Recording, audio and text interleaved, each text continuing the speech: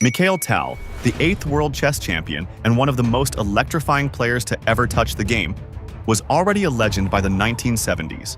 Nicknamed the Magician from Riga, Tal was feared and admired for his reckless brilliance, dazzling sacrifices, and the kind of tactical chaos only he could survive. In 1978, after winning the USSR Chess Championship, something remarkable happened. In a quiet, informal setting, Tal sat down for a friendly blitz match against a rising star, a 15-year-old prodigy who was already making waves in the Soviet chess scene. This is Garry Kasparov. No one knew it yet at the time, but this teenager would go on to become one of the greatest players in chess history.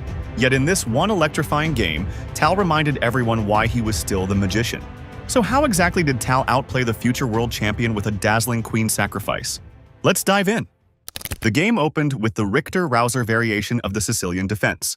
Tal continues with e6, queen d2, preparing to castle queenside, a6, preventing knight jumping to b5 and putting pressure on d6, and castle by Kasparov. Bishop d7, f4, b5, threatening b4 to remove the defender of e4. Bishop takes knight, and instead of queen takes, Tal opt for g takes bishop. It's a known opening tactic that if you take with the queen, white could play e5. And after pawn takes pawn, the d-file is opened and white has a devastating move, knight takes b5, with a discovered attack on the bishop that lead to checkmate. So black is forced to move the queen back, a very unpleasant position for black. Anyway, after pawn takes pawn, knight takes and bishop takes back. Queen e1 by Kasparov, bishop e7, bishop d3, and queen b6. Kasparov moves the king to b1, castle queenside by Tal, rook f1, bishop b7, f5, king b8, and queen to g3. Tal continued with queen c5, pawn got exchanged, knight e2, Tal offered queen exchange, and Kasparov refused with knight f4, also adding pressure to e6.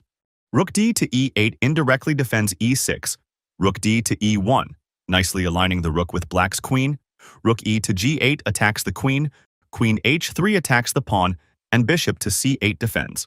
Kasparov continues with queen e3 threatening b3 check. Tal once again offers queen trade, Kasparov refuses, rook g5, c3, rook e5, bishop back to c2 threatening knight d3 to fork the queen and rook.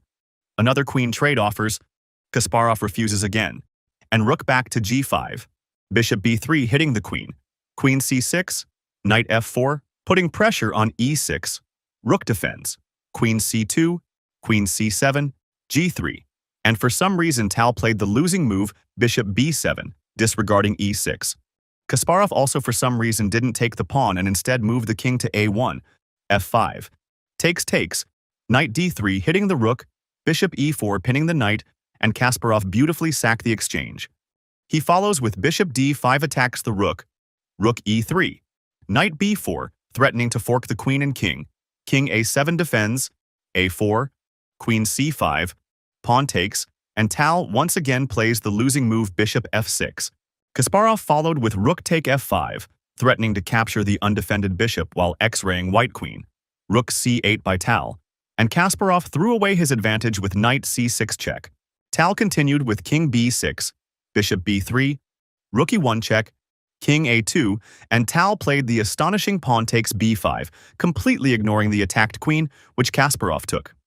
Rook h8 check, only move bishop h4, rook takes, king b3, pawn takes rook, and now the material is equalized with 2 rooks and a bishop versus a queen and knight.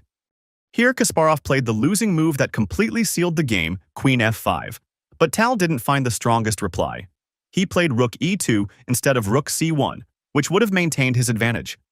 Kasparov defended with knight a5, covering c4 to prevent checkmate. Tal once again sacrificed his piece with rook b4 check, and unfortunately Kasparov accepted the sacrifice, which led to mate in 2. Tal converted flawlessly, and the game was over.